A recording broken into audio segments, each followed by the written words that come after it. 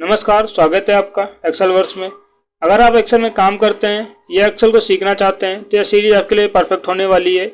Excel में सबसे जो जरूरी चीज़ होती है वो है फॉर्मूला, जो आपके काम को तेज, आसान और ऑटोमेटिक बना सकता है। लेकिन बहुत से लोगों को ये फॉर्मूले काफ़ी ज़्यादा मुश्किल लगते हैं, तो इसी समस्या को हल करने के लिए लेकर आया हूँ एक्सेल की फॉर्मूला सीरीज़ को। इस सीरीज़ में हम एक्सेल के ज़रूरी फॉर्मूले बिल्कुल आसान भाषा में सीखेंगे, ताकि आप बिना किसी परेशानी के इन्हें इस्तेमाल कर सकें। चाहे आप स्टूडेंट हो, ऑफिस में काम करते हो या बिजनेस संभाल रहे हो, या अगर आप फ्रीलांसिंग भी कर रहे हो तब भी आपके काफ़ी ज़्यादा हेल्प कर सकता है। तो यह सीरीज़ आपकी एक्सेल के स्किल को बेहतर बनाएगी।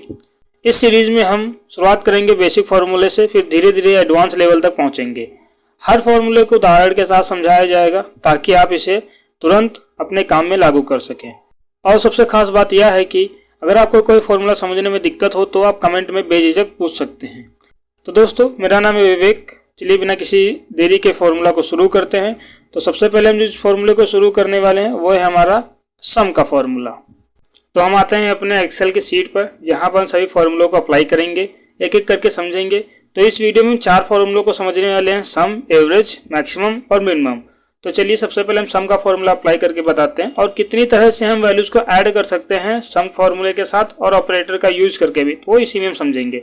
तो सबसे पहले हम अगर कोई भी फॉर्मूला अप्लाई करते हैं तो इस बात को ध्यान रखना कि अगर कोई भी फॉर्मूला अगर हम अप्लाई कर रहे हैं तो सबसे पहले हम लगाएंगे इक्वल। बिना इक्वल के फॉर्मूला काम नहीं करता, तो हमने इक्वल लगाया। इसके बाद यहाँ पर फॉर्मूला आ जाएगा। फॉर्मूले को एक्टिवेट करने के लिए हम ब्रैकेट को ओपन करेंगे। इसके बाद ये हमसे कह रहा है कि नंबर 1 कॉमा नंबर 2, यानी कम से कम मिनिमम वैल्यू 1 होनी चाहिए। कोई भी एक नंबर आप चूज करेंगे, तो हमने इसको चूज कर लिया। अब दूसरी वैल्यू को भी ऐड करना, तो हम कॉमा अप्लाई करेंगे, comma second value, comma third. इस तरह से हमें जितनी भी वैल्यू ऐड करनी है हम कॉमा का यूज करते रहेंगे। लास्ट में ब्रैकेट क्लोज करके एंटर प्रेस कर देंगे, टोटल आ जाएगा। इसके बाद इसको हम ड्रैग कर देंगे। यहाँ पर राइट कॉर्नर बॉटम में सबसे नीचे ब्लैक प्लस आएगा, क्लिक करेंगे माउस से और ड्रैग कर देंगे इस तरह से। ये क्या करता है, ये रेफरेंसेस को रीड करता है, उसके बाद ये अपने आप टोटल निकाल देगा।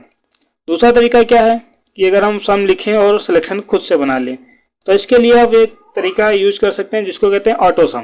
उसकी शॉर्ट की होती है अल्ट इक्वल। अगर हम अल्ट के साथ इक्वल प्रेस करते हैं, ये जहां तक नंबर की रेंज होगी वहां तक एक सिलेक्शन खुद से बना देगा। उसके बाद इंटर प्रेस करेंगे, टोटल आ जाएगा यहाँ पर। इसको भी हम ड्रैग कर सकते हैं इस तरह से। अब रेंज को समझते हैं इसी में काम कैसे करता है।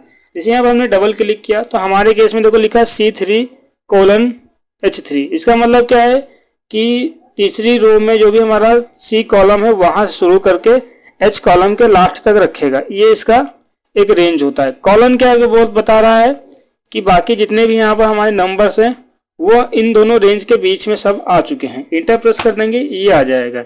अगर वहीं हम सिंगल सेल को ऐड करते तो सिंगल सेल को एड्रेस आ जाता वहां पर। तो ये तरीका हो गया हमारा सम का। और किस तरह से जोड़ सकते हैं वैल्यूज को, तो उसके लिए हम यूज करेंगे यहाँ पर ऑपरेटर्स का। ऑपरेटर मतलब सिंबल्स।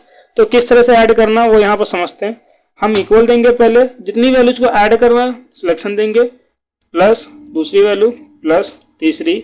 इस तरह से हम प्लस देते रहेंगे और जितनी भी वैल्यूज को हमें ऐड करना है उतनी वैल्यू हम ऐड कर देंगे। उसके बाद इंटर प्रेस कर देंगे, ये टोटल आ जाएगा।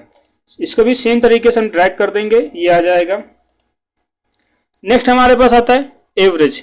बेसिकली तो जो एवरेज फार्मूला होता है उस फार्मूले की मदद से ये क्या करता है एवरेज, कि जितनी भी हमारी वैल्यूज होती हैं उन सभी का एक मिडिल वैल्यू निकाल के देता है। बिल्कुल मध्य संख्या या कह सकते हैं बीच की जो वैल्यू होती है वो हमें निकाल कर देगा। वैल्यू छोटी हो बड़ी हो उससे कोई फर्क नहीं पड़ता है, जो बीच की वैल्यू होगी ये उसी को निकाल कर देगा। तो एग्जाम्पल के लिए यहाँ पर हमारे 6 सब्जेक्ट्स हैं। इन 6 सब्जेक्ट्स का हमें एक एवरेज नंबर निकाल के लाना है। हमें पता करना है कि अगर करण को जो नंबर मिले यहाँ पर 462, इन 462 में उसका एवरेज नंबर क्या है। तो कुछ नहीं, इक्वल एक हम एवरेज का फॉर्मूला अप्लाई करेंगे। इसके बाद कह रहा है नंबर, हम इसको एक रेंज दे देंगे, इस तरह से सिलेक्शन दे देंगे हिंदी से लेकर हिस्ट्री नंबर तक। ब्रैकेट क्लोज करेंगे, इंटर प्रेस कर देंगे, तो ये एवरेज आ जाएगा। तो ये हमारा क्या है, एवरेज आ चुका है सभी स्टूडेंट्स के 6 सब्जेक्ट्स का एवरेज। एवरेज हालांकि निकालते कैसे हैं, बेसिक देखो जो एवरेज निकाला जाता है वो जितना भी हमारे पास जितने भी नंबर होंगे उनको हम टोटल करेंगे और उसके बाद जितने नंबर हमने टोटल किए हैं उसी से उसको डिवाइड कर देंगे। एग्जाम्पल के लिए टोटल हमारा कितना निकला था करण का 462। अब कितने सब्जेक्ट्स को हमने ऐड किया था 6, तब 6 से जो 6 है 6 को क्या करेंगे 462 डिवाइड कर देंगे तो जितना भी आएगा हमारे यहाँ पर टोटल आ जाएगा और यही हमारा एवरेज कहलाएगा। ठीक है, अब आते हैं मैक्सिमम। देखो जो मैक्सिमम का फॉर्मूला होता है और मिनिमम का, इसका यूज हम बहुत ज़्यादा करते तो हैं अगर हमारे पास काफ़ी बड़ी वैल्यूज़ होती हैं, तब काफ़ी बड़ा डेटा होता है उसमें भी और नॉर्मल डेटा में भी कर सकते हैं। बेसिकली मैक्सिमम का जो यूज होता है उसकी मदद से हम जो सबसे बड़ी वैल्यू होती है उसको फाइंड करते हैं। अब रिजल्ट हो सकता है, सैलरी शीट हो सकती है, कोई भी डेटा हो सकता है किसी भी तरह का हम यूज कर सकते हैं। एग्जाम्पल के देखो यहाँ पर हम करण का सबसे ज़्यादा नंबर ढूंढना चाहते हैं, कितने किस में आता है, सबसे ज़्यादा नंबर हम देखना चाहते हैं करण को कहाँ मिले हैं। ठीक है, तो इक्वल मैक्स लिखेंगे, मैक्स लिखने के बाद ब्रैकेट ओपन करेंगे, रेंज दे देंगे इस तरह से, रेंज देने के बाद ब्रैकेट क्लोज, इंटर बटन। तो ये बता देगा जो करण को जो सबसे ज़्यादा नंबर मिला है वो है 89। इसी तरह से सभी में बता देगा। अब हम आगे बढ़ते हैं अपने नेक्स्ट फॉर्मूले की तरफ जो कि हमारा लास्ट फॉर्मूला होने वाला है इस वीडियो में। ये फॉर्मूला है मिनिमम का। तो मिनिमम का फॉर्मूला बेसिकली मैक्सिमम फॉर्मूले के उल्टा काम करता है। जैसे एग्जांपल की हम बात करते हैं, हमने मैक्सिमम से सबसे बड़ी वैल्यू को ढूंढा था, तो मिनिमम से हम सबसे छोटी वैल्यू को ढूंढ सकते हैं। करना क्या है, सबसे पहले हम इक्वल अप्लाई करेंगे, यहाँ पर मिनिमम लिखेंगे, मिनिमम के लिए मिन लिखेंगे, equal bracket open, then range को अप्लाई कर देंगे इस तरह से, ब्रैकेट क्लोज, इंटर। तो ये बता देगा जो सबसे कम वैल्यू मिली है जिनको, वो बता देगा उनकी सभी की सबसे कम वैल्यू कहाँ कहाँ पर दी गई इस तरह से। ठीक है, जैसे सबसे कम जो नंबर मिले हैं करण को हैं 54, सुनीता को मिले हैं 30, विश्वनाथ को मिले हैं 35, इस तरह से बता देगा। तो दोस्तों आज हमने सीखा है सम, एवरेज, मैक्सिमम, मिनिमम फॉर्मूलों को और देखा है कि इसे एक्सेल में कैसे इस्तेमाल किया जाता है। मुझे उम्मीद है कि आपको यह जानकारी पसंद आई होगी और आपके काम आएगी।